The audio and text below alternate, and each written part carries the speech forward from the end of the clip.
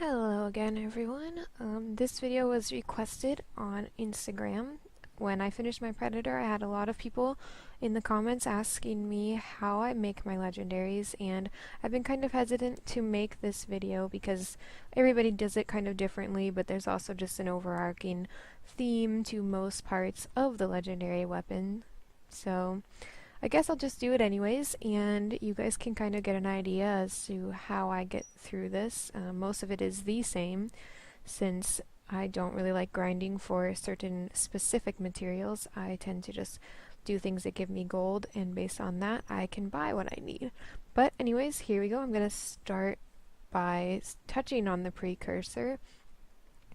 I don't really want to go too in depth as to how I get precursors because the way that you get them is probably going to change soon.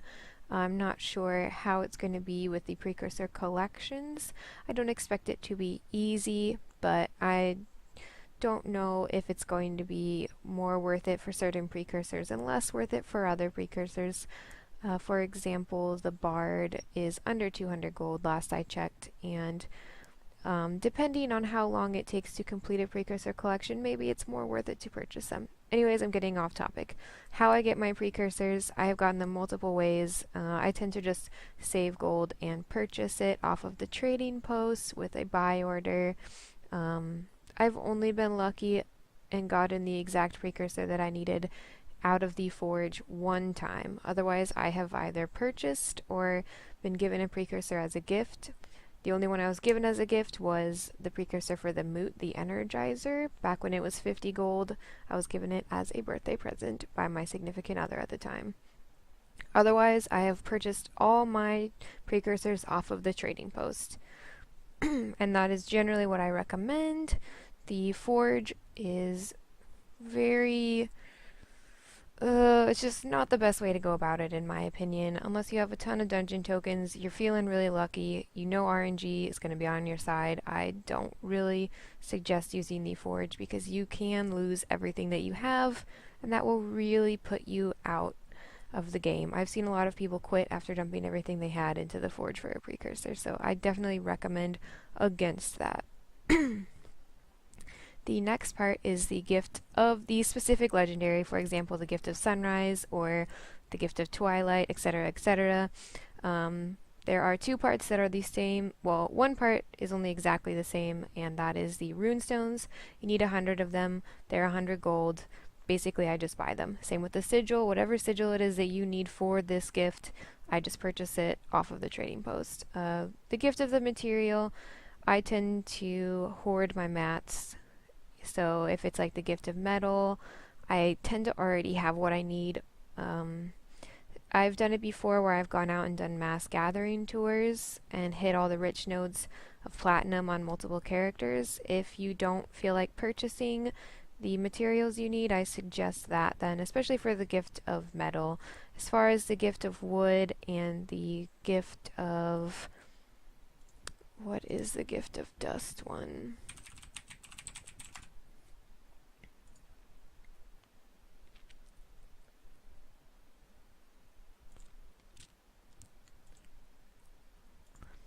The gift of energy, it's hard to farm for that one because it is dust. And I feel like I get a lot of low level dust and I get other dust via playing, but it's really hard to specifically go farm it. With the gift of wood and the gift of metal, you can kind of go out and about, find a bunch of nodes, farm it, and hold on to it. With the gift of energy, it's kind of like you either get it or you purchase it on the trading post. I would suggest just kind of hoarding these materials because you don't know, maybe you're going to need them in the future for a legendary. For the gift of something or other, whatever your legendary is, it's going to have a gift. I think it's like gift of darkness, gift of light. For the predator, it was gift of stealth.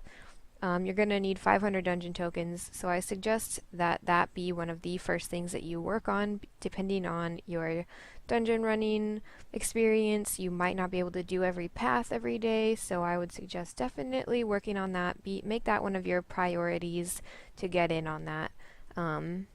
Figure out what dungeon you need and then start running it.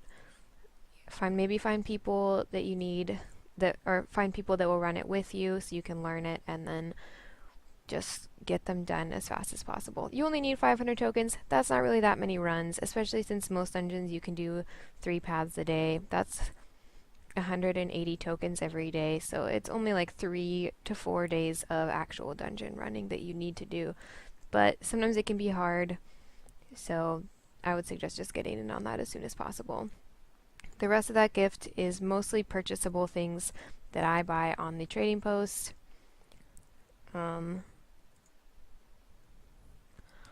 And that's just kind of how I recommend doing it. It's usually 3 types of materials and then your gift of dungeon tokens.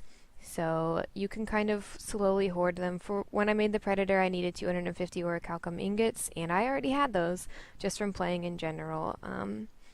Everything else can kind of come, or you can purchase them on the trading post, depending on how much of a hurry you are in. So next up is the Gift of Fortune.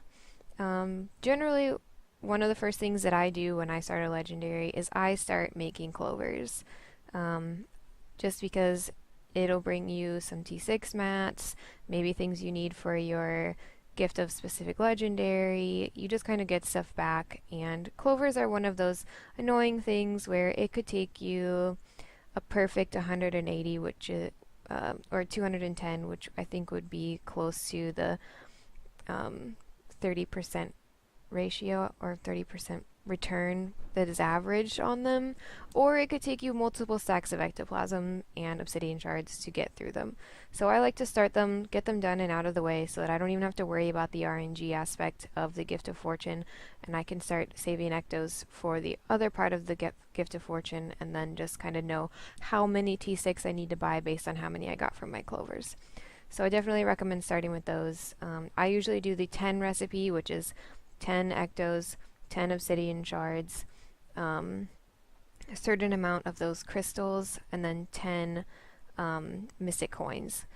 I find that that's a little bit better for me because it's larger risk, larger reward, and I hate clicking, so I don't want to continually click for the single recipe. Once I finish the 70, that's when I'll do singles to get the last 7. You can also get clovers in other ways. You can get them from PvP reward tracks. You can now get them from the login rewards. The last day chest will give you, I believe it's 8 clovers. That's a very annoying number for me since you need 77, but alright, ain't it? Any little bit helps, I guess. I don't know if I would necessarily recommend using that end of the month chest to get clovers. I prefer getting laurels, but if it's what you want, go for it. The Gift of Mastery and the Gift of Magic are just stacks of tier 6 materials. For example, Powerful Bloods, Vicious Fangs, Crystalline Dust. You need a stack of each of those. I get those via clovers.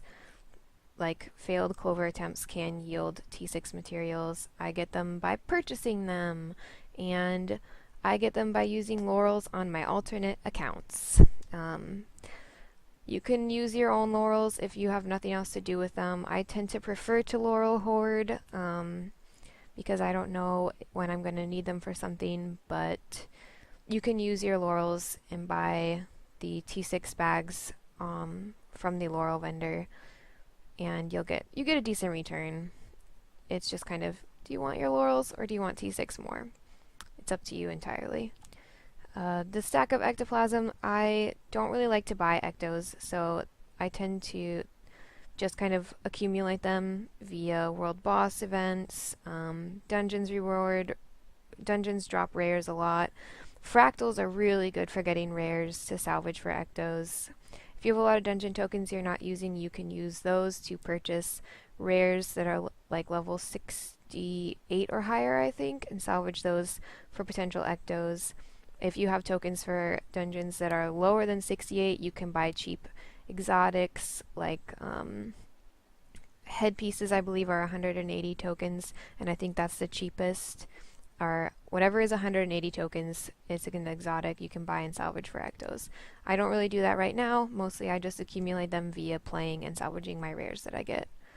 And that's part of why I like to get clovers out of the way so that I can then start accumulating for this extra stack that you need for the Gift of Fortune. So the last gift is the Gift of Mastery, which is always the one that gives me the most trouble. So Gift of Exploration, whenever somebody says they're making a legendary for the first time, I recommend that they start with this. You go out and you do your map completion, and you get for your Gift of Exploration. One map completion will yield you 2 Gifts of Exploration, so it's good enough for 2. But doing a map completion will give you Karma, which you need for Obsidian Shards. It will give you Experience, which will help you get skill points, which you need for the Bloodstone Shard. And it will give you just generally skill points because you're picking them up in map completion. It'll also give you materials, like you will find a lot of nodes you can harvest for your gift of materials, or maybe you need it for your gift of something or other. So it's kind of nice to do map completion because it will yield you things for every single other part of the legendary. And maybe you'll get a precursor while you're out there. Probably not. The next part is the part that actually gives me the biggest problems. I have had the last few legendaries I have made be held up due to Obsidian Shards, because you need Karma for this. There are multiple ways to get Obsidian Shards aside from Karma. You can use Fractal tokens to purchase them. It's 15 Fractal relics for 1 Obsidian Shard, which I personally think is a terrible return, but I'm desperate, so I do it anyways. You can also use laurels. It's 1 laurel for 1 obsidian shard. Again, a terrible return, but if anybody watched my predator making video that I put out a week ago, you will notice that I did that because I was really desperate for obsidian shards. You can use karma. If you competed in any of the World vs. World tournaments, the tokens that you won from those, you can purchase obsidian shards, and I think it's actually a really good return. I did it to finish off my, I think it was Bolt. I just turned in every single one of them that I had. I had been on servers that came in first place every tournament, and I had enough. I think I had 800 of them because I had spent my initial tournament rewards from the first tournament. I had spent them on weapon skins, but I didn't like any of the weapon skins. I didn't want any, so I just went and spent 800 of them, and I got over a stack of obsidian shards. So I think that's a pretty decent return, and if you don't want any of the weapon skins or anything that you can use to anything that you can purchase with those, I would say buy obsidian shards if you need them. But yeah, that's the hardest part for me is obsidian shards. I like always, now I'm attempting to do daily tequaddles, at least 1 daily tequaddle, maybe 2, just to start hoarding karma for my next legendary because I am out. So then the Gift of Battle, you have to be rank 13 in World vs. World to purchase this now. Previously you didn't have to, now you do. And I think the easiest way to get this is just to Edge of the Mist farm. Take an alt in there, Edge of the Mist level, and you'll get, and use like a birthday booster or a celebration booster.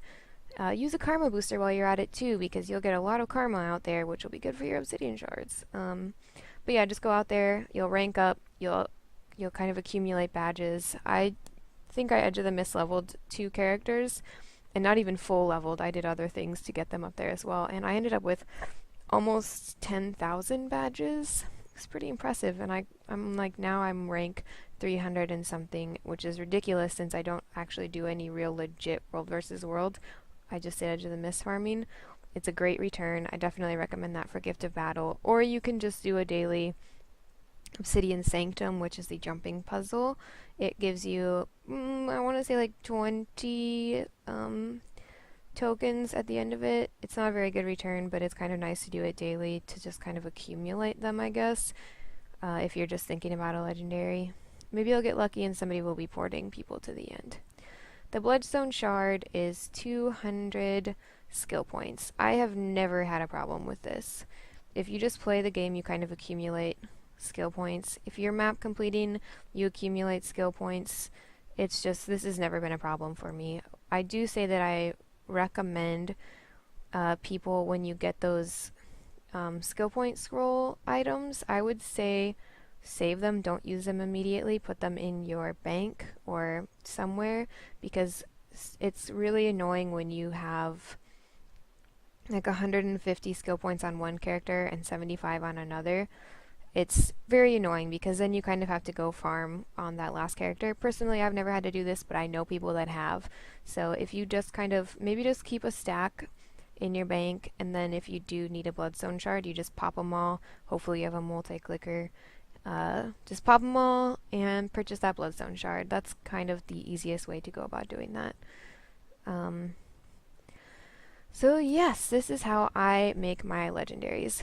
Basically everything I do in game is kind of geared towards making a legendary. I have a hard time purchasing any other skin that is over like 100 gold. I have a hard time with that. I'm like, why don't I just make the legendary? So basically everything I do in game is saving for a legendary, and that's kind of how I make as many as I do, is that I try not to spend gold on anything other than legendary related things. So again, that's how I make my legendaries. If you have any questions, feel free to put them in the comments below.